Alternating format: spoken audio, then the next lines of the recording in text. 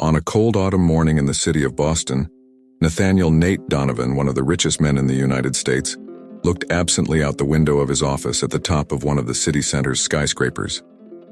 He was the picture of modern success, imposing in his tailored suit surrounded by luxury and power. At 48 years old, he had achieved everything he ever wanted: an incalculable fortune, properties spread across the country, and an enviable reputation in the business world. However, many years ago at a gala charity event, Nate had promised to donate a substantial sum towards the construction of a children's hospital in one of the most deprived areas of the city. The commitment was announced with fanfare, and he was applauded for his generosity. But as time passed, this promise was lost amid company mergers, billion-dollar acquisitions, and the incessant search for more power and influence. The hospital never got off the ground. This morning, however, would not be like the others. While leaving the building for an important meeting, Nate was approached by a small figure in a worn-out sweater, holding a crumpled cardboard sign. He was a child. He couldn't have been more than 10 years old. He barely looked at her, already used to ignoring beggars and street vendors who roamed the area. "Sir, can you please help me?" The child's voice was soft but insistent. Nate didn't even slow down. "Sorry, I'm in a hurry," he replied coldly without even looking away. But then the child said something that made him stop abruptly. "My brother died waiting for the hospital that you promised to build." The child's words cut through the cold morning air like a sharp blade, and Nate, for the first time in a long time, felt something different. An internal chill that didn't come from the autumn breeze, but from a deeper place. From a guilt he had buried for years, but now seemed to want to emerge. He turned slowly, meeting the child's eyes, who was looking at him with an unusual seriousness for someone so young. Her expression was not one of anger, but of a pain he recognized, as he had seen it in himself in times past. "How did you say?" Nate asked, his voice a little shakier than he would have liked. The child did not repeat his words. Instead, she handed him a folded sheet of paper before walking away and disappearing into the crowd. Nate stood there, standing in the middle of the busy sidewalk, holding that paper with now slightly shaking hands. Without knowing exactly why, he opened the page and found an old newspaper clipping, with a photo of himself in a confident pose, flanked by other tycoons and politicians, at the event where he had made the promise. Below the photo, a title in bold letters: Nathaniel Donovan promises state-of-the-art children's hospital, a new milestone in philanthropy. But what really hit him was what was written in handwriting just below the clipping: "We're still waiting, Mr. Donovan." The child's words echoed in his mind, reverberating against the walls of his consciousness, and something inside him began to unravel. He knew this was no coincidence. It was a reminder, a charge from destiny. And for the first time in years, Nate Donovan found himself unable to ignore the past he had tried so hard to forget. In the days that followed, Nate tried to focus on his business, but the child's words and that newspaper clipping continued to haunt him. In his meetings, he found himself distracted, reliving the moment he had promised the hospital. The project, which he had planned with so much enthusiasm, had been forgotten amid the rush for more profits. Now, he felt the weight of the consequences of this negligence. That week, Nate decided to hit the road and leave town in an attempt to silence the guilt that was beginning to overwhelm him. He drove aimlessly until he found himself in a poor neighborhood on the outskirts of Boston, where reality was very different from the world of luxury he was used to. The streets were narrow, the buildings were dilapidated, and people walked hurriedly, dealing with the difficulties of everyday life. Without knowing exactly why, Nate parked the car and started walking down the streets. He didn't have a certain destination, but something pushed him to move forward. As I walked, I watched children playing on the broken sidewalks, mothers pulling heavy bags of groceries, and the tired looks of people who seemed to have lost hope. It was then that he saw a small abandoned building, covered in graffiti and with broken windows. A group of children played in front of the building, ignoring the deplorable state of the place. Nate stopped and looked closer. On the wall, in faded letters, it was still possible to read, "Future Children's Hospital, the construction of the dream." His heart sank. This was the land where the hospital should have been built. It was all there in plain sight, like an empty promise, a constant reminder of what could have been and never was. Nate entered the building, smelling musty and abandoned. The inner walls were partially built, but everything was unfinished. Abandoned tools, machines covered in dust, and no signs of life. It was as if time had stopped in that place.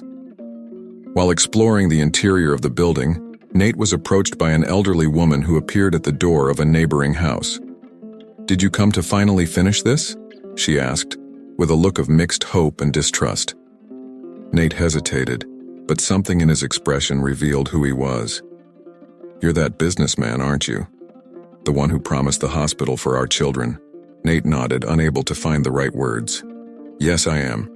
The woman sighed deeply. "My grandson was one of those children waiting for this hospital. He had a rare condition and needed specialized treatment. The nearest clinic is 3 hours by bus from here. He couldn't make the trip. He died on the way." Nate felt the ground disappear beneath his feet. He tried to justify himself, to explain that things had gotten out of hand, that priorities had changed, but all that came out was a murmur of regret. "I'm sorry," he said finally, his voice breaking. The woman looked at him with silent sadness. "The feeling doesn't bring him back, Mr. Donovan, but perhaps you can do something to stop other children from meeting the same fate." Nate stood there looking at the unfinished building, and the woman's words echoed in his mind. He realized he couldn't move forward without fixing the mistake he had made. But how to start? How could he repair the damage caused by his negligence? Back in the city, Nate called a meeting with his top advisors and architects.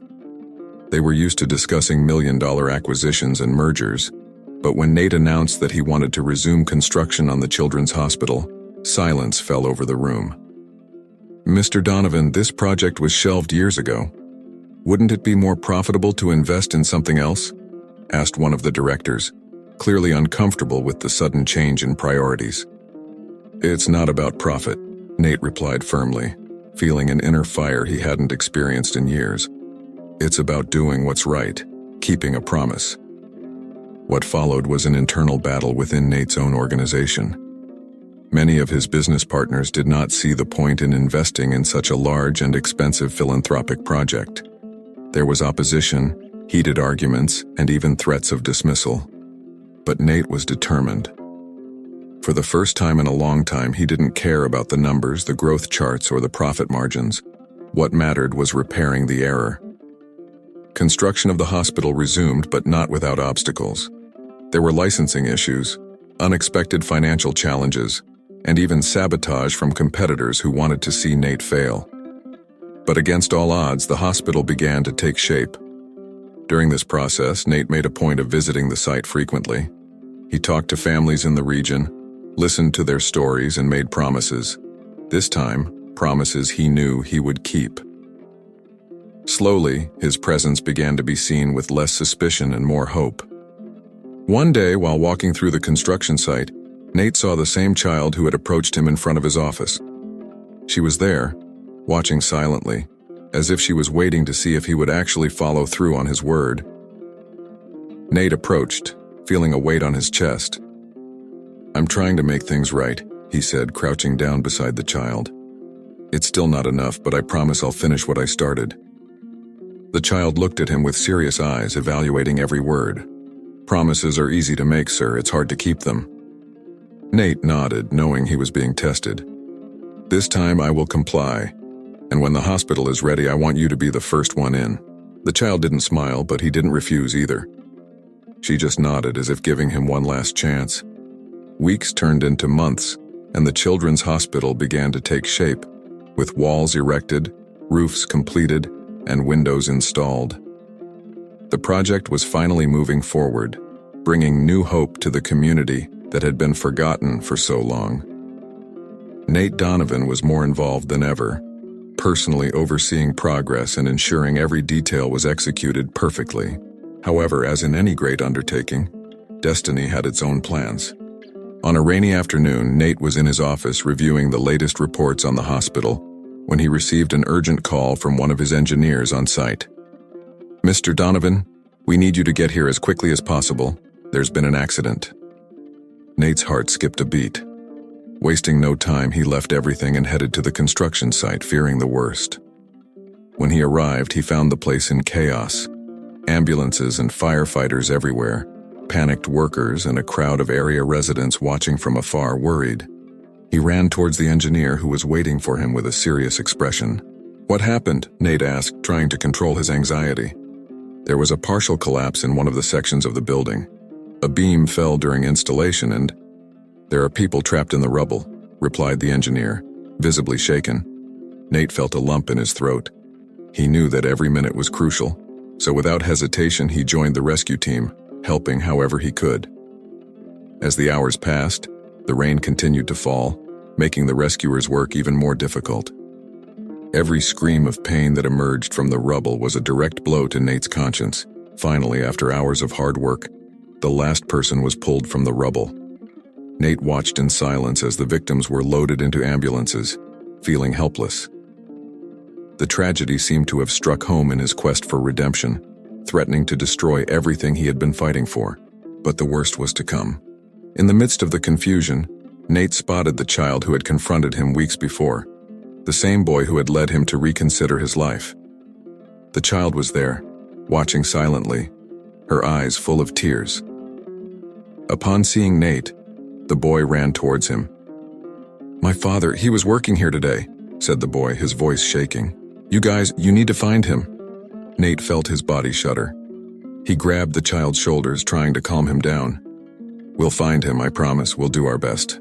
But as the search continued, hopes began to fade. As the hours passed, the possibility of finding survivors diminished, and Nate found himself faced with a new and cruel reality: the chance that the boy's father was among the fatal victims. Finally, when rescuers removed the last beam, the lifeless body of the boy's father was found. Nate stood transfixed, watching as the body was carefully removed from the rubble. The boy fell to his knees beside his father, crying uncontrollably. Nate felt like he'd been punched in the stomach, the weight of guilt and regret crushing him. He knew that somehow this tragedy was linked to his unfulfilled promise. If he had acted sooner, if the hospital had been built at the right time, perhaps none of this would have happened. The boy, who had placed his last hopes in Nate, now faced an irreparable loss. Nate approached the boy, kneeling beside him. He wanted to say something, but the words just wouldn't come. What could you say? That he was sorry? That this was all your fault? Nothing seemed to be enough. He reached out his hand, trying to comfort him, but the boy pushed it away with a look that mixed pain and anger. "You said you would fix things, but you just made everything worse," the boy whispered before walking away, refusing any help. Nate stood there, kneeling in the mud, feeling more alone than ever. The tragedy had changed everything.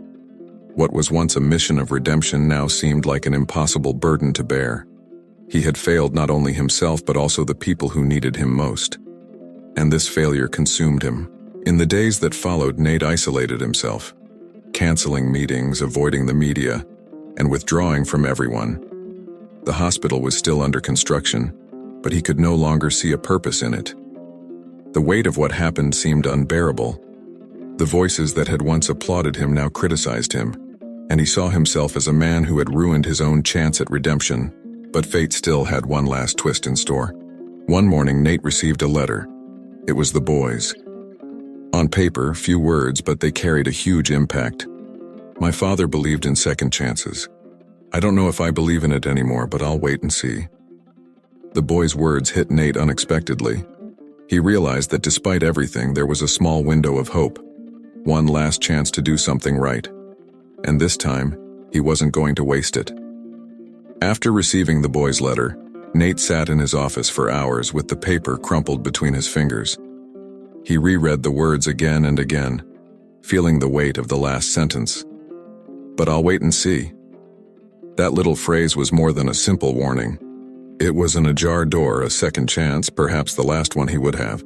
Nate knew he couldn't keep wallowing in guilt. If there was anything to be done, it had to be done now. He decided that the hospital would be completed no matter what the cost. More than that, he would go beyond building the hospital. He would make it a place that truly honored the lives of those he had failed, starting with the boy's father. The next day, Nate returned to the construction site, braving the rain and cold that still persisted. The workers watched him with surprise and caution. They did not expect him to return so soon after the tragedy. He gathered the team and gave a simple but firm speech. "I know many of you are hurt and discouraged after what happened, but I need your help to finish this, not for me, but for all the children who will depend on this place. Let's make this right. Let's finish this hospital and ensure it becomes a symbol of hope, not pain." There was a new determination in his voice, something that resonated with the workers. They knew Nate was committed, and that gave them the strength to carry on despite what had happened. Construction resumed, and this time, with even more dedication. Nate spent most of his time at the construction site overseeing every detail, making sure everything was done to the best of his ability. At the same time, Nate began to become more involved in the community around the hospital. He organized meetings with residents, listened to their concerns and suggestions. He knew their trust had been shaken, but he was determined to win it back. And slowly, people began to see that he was serious. Nate's actions were no longer driven by the need for personal atonement, but by a true desire to make a difference. One of the initiatives that Nate implemented was the creation of a memorial inside the hospital, dedicated to the boy's father and all the other people who had lost their lives before the hospital was completed. The memorial was simple but full of meaning, a silent garden with bronze plaques engraved with the names of those who were no longer there to see the hospital ready. Nate also made a point of ensuring that the hospital offered the best treatments possible, especially for the rarer conditions, those that were often overlooked in other institutions. He brought in experts, invested in cutting-edge technology, and created free access programs for families who couldn't afford expensive treatments. Little by little, the hospital began to transform not just into a building, but into a true symbol of hope for the community. Children who previously suffered without access to care now had a place where they could receive quality care. Families began to feel secure knowing they had somewhere to go in times of need. Throughout this process, Nate remained in contact with the boy. He didn't force interaction, but he made a point of being present, showing that his promises now carried weight. The boy, still skeptical, kept a certain distance, but Nate noticed small changes, a less suspicious look, a nod of the head when they passed each other. Nate's transformation did not go unnoticed by those who knew him. Many of his fellow businessmen began to question his sanity, feeling that he had lost focus by devoting so much time and resources to the hospital. Nate, however, no longer cared about their opinion. He had discovered something more valuable than any profit, the feeling of doing something that really mattered. Eventually, word about the project spread across the city and then across the country. The story of the hospital, the collapse, and Nate's dedication began to be told in newspapers, TV programs, and on social media.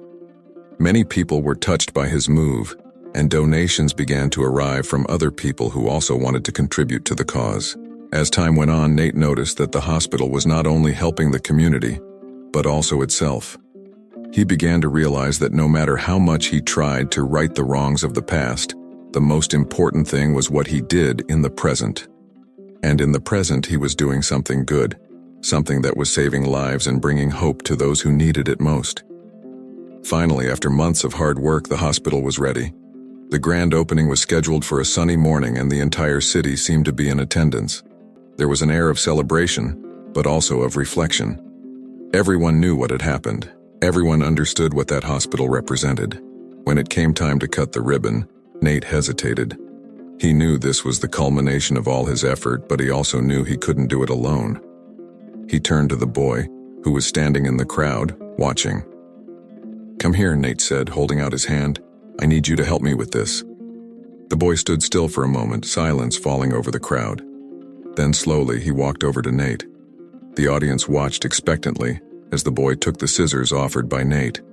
They held the scissors together, and with a firm cut, the ribbon was torn apart, officially marking the opening of the hospital. The audience applauded, but Nate was only focused on the boy next to him. He looked at Nate with a look that was no longer anger or sadness, but something different, maybe acceptance. Without saying a word, the boy gave a small smile, and at that moment, Nate felt something change inside him. It was as if he had finally found what he was looking for, not in wealth or status, but in a simple gesture of forgiveness and human connection. Donovan Children's Hospital opened its doors, and the Boston community finally had access to a high-quality healthcare center. For a brief moment, Nate Donovan felt a peace he hadn't experienced in years. But, as so often happens in life, tranquility would be ephemeral. One afternoon, as Nate was reviewing the latest reports on the hospital's operations, he received a call that left him in shock. A local newspaper was about to publish an investigative report linking the boy's father's death to a structural failure in the building. Documents obtained by the newspaper suggested that the beam that caused the accident did not meet safety specifications and that the collapse could have been avoided. Even more disturbing was the accusation that the decision to use this revelation was a devastating blow. Nate knew that even if he hadn't given that order, the fact that he hired people who acted so negligently would fall on his shoulders. The shadow of yet another tragedy, even closer and more personal, threatened to consume everything he had built. The news spread quickly. The hospital, which had become a symbol of hope, was now embroiled in a scandal that raised questions of responsibility and ethics. The media did not spare Nate, and the public, who had previously seen him as a redeemed hero, began to doubt his intentions. Protests in front of the hospital became frequent, and even some of the hospital's employees began to question its leadership. But the final blow came from where he least expected it. Amid the whirlwind of accusations, the boy who had started to trust Nate disappeared. He was not seen near the hospital or at his home. Nate, desperate, tried to find him, but it seemed that the boy had decided to cut ties completely. It was as if what little trust had been built between them had been completely destroyed. Nate found himself in the eye of a storm again, but this time there seemed to be no escape. The doubts and insecurities he thought he had overcome came back with a vengeance. He questioned whether he truly was capable of doing good, or whether he was destined to fail no matter how hard he tried. The weight of everything that had happened, the broken promises, the construction tragedy, and now, the loss of the boy's trust, became unbearable. Determined to find answers, Nate launched an investigation of his own. He reviewed every document, asked tough questions of his employees, and scoured every decision made during the construction of the hospital.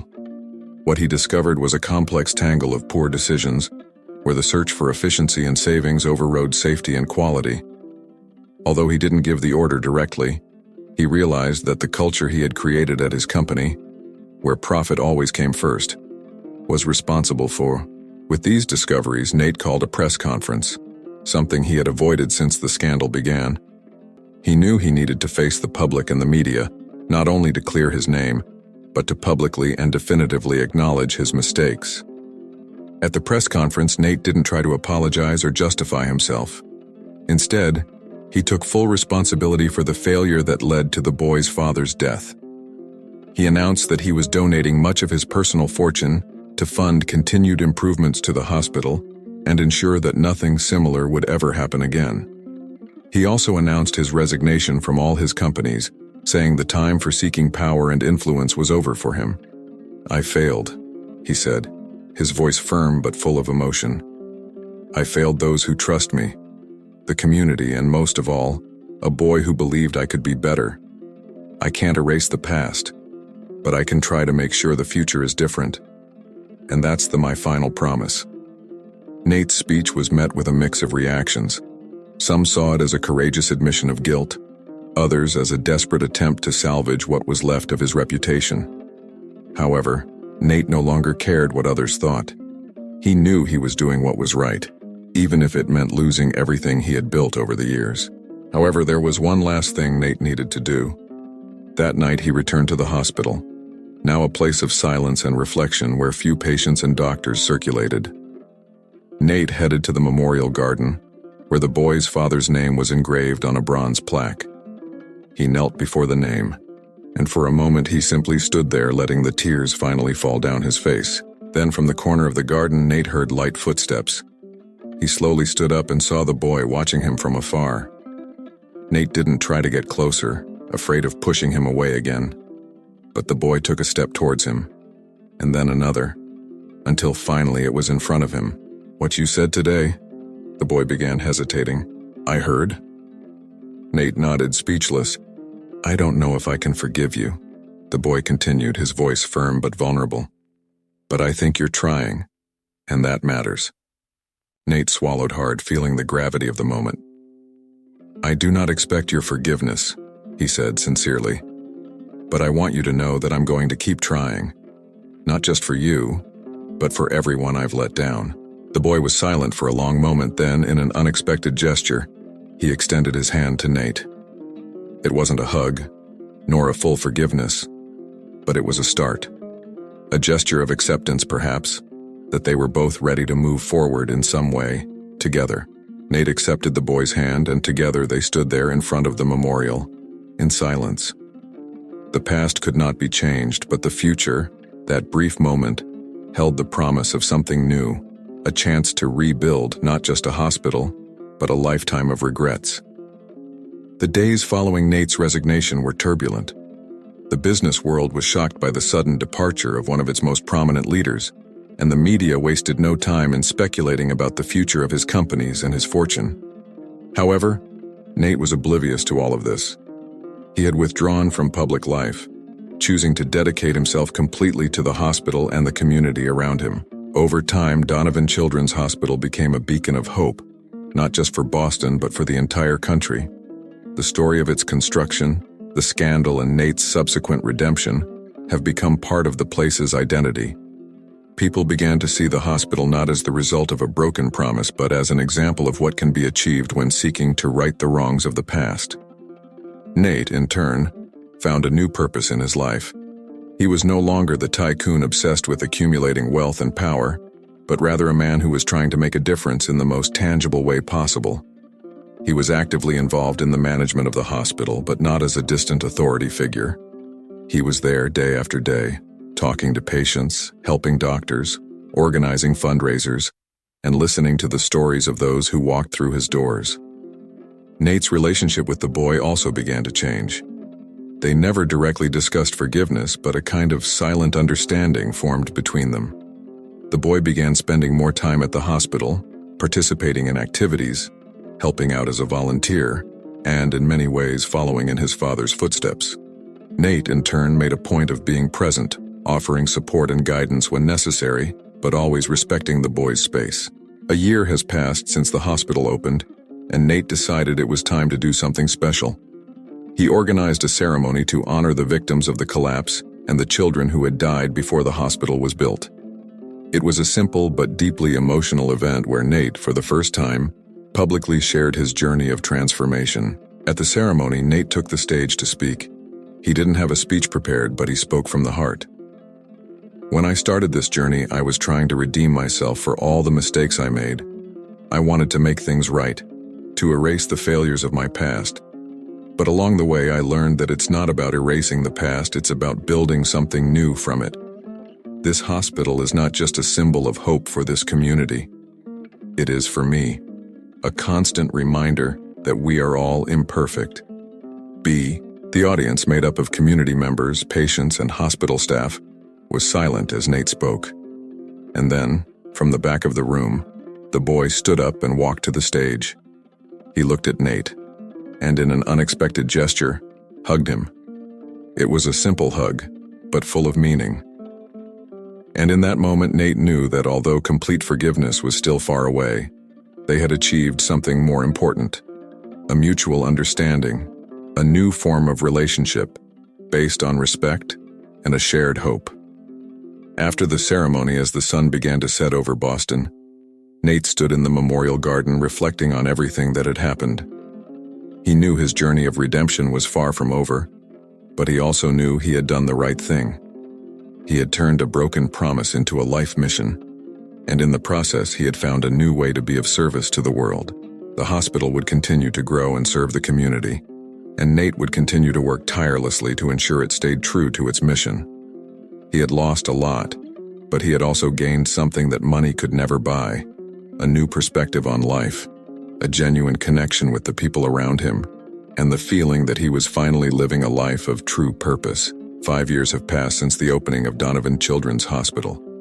The building now stood out not only for its modern architecture, but for the profound impact it had on the community. Hundreds of children had been treated there, and many lives had been saved thanks to Nate Donovan's commitment to turning his broken promise into a tangible reality. Nate continued to dedicate his life to the hospital. He spent most of his days working behind the scenes, helping to expand the hospital's services to other underserved areas of the country. That single hospital grew into a network of children's health centers, all dedicated to providing high-quality care to the families who needed it most. The boy, who had initially confronted Nate, grew up. Now 15, he was a constant presence at the hospital, serving as a volunteer and mentor to other children experiencing difficulties. Her relationship with Nate had strengthened over the years, and although they never talked explicitly about forgiveness, there was a silent understanding between them. They had found a way to turn pain and loss into something positive. On a sunny summer afternoon, Nate sat on a bench in the memorial garden watching children playing in the park near the hospital. He felt at peace. The boy, now a young teenager, walked over and sat down next to him. They were silent for a moment, just enjoying the peacefulness of the place. "I signed up for a medical program," the boy said suddenly, breaking the silence. Nate looked at him, surprised and proud. "Really?